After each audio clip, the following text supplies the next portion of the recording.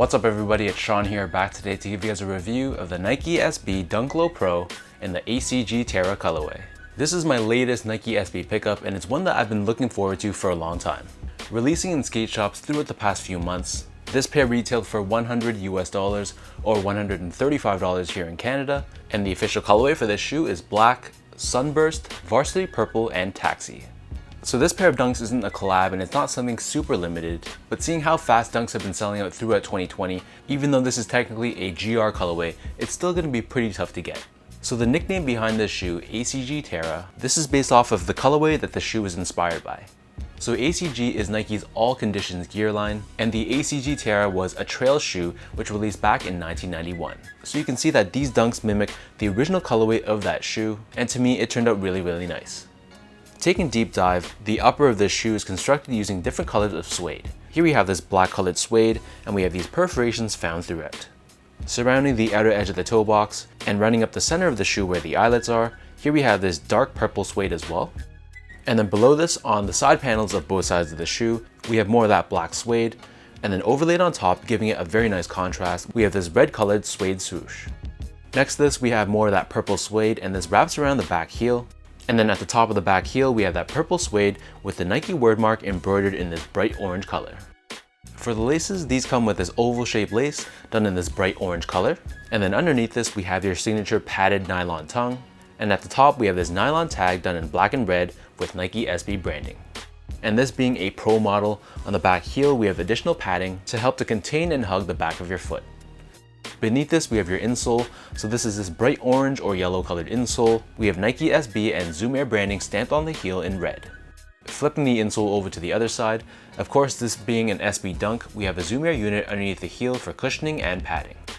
The upper of these SBs sits atop this gray colored midsole, and it incorporates black speckle paint found throughout. In addition, for contrast, we have this bright yellow stitching which runs across the entire length of the midsole. Flipping the shoe over to the bottom, here we have your signature SB Dunk Low Pro outsole.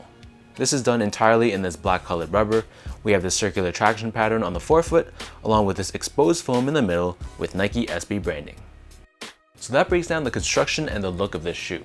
For those wondering how these fit, to me these fit like any of my other SBs, so whatever size you normally wear with your SB Dunk Low, I'd stick with the same size for this pair.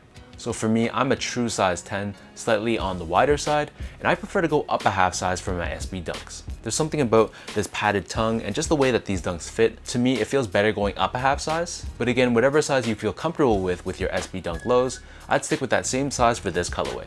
Next up, talking about the comfort of this shoe.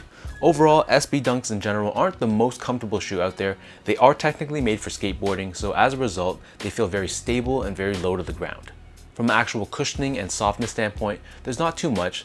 Despite the fact that there is a Zoom Air unit underneath the heel of the insole, you really don't feel it too much. So it'll be okay for just an everyday casual use sneaker, but it's nothing amazing from a softness and cushioning standpoint. Last but not least, in terms of the quality of this shoe, overall I'd say that it was average, if not a little bit below average. The suedes definitely didn't feel anything special. This feels like any of your other GR Dunks.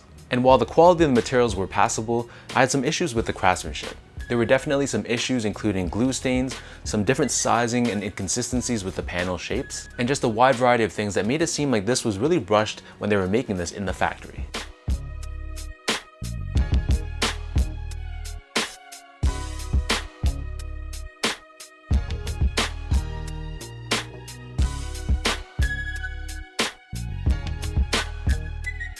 With all that being said, let's lace up these ACG SB Dunks and I'll show you guys how these look on feet.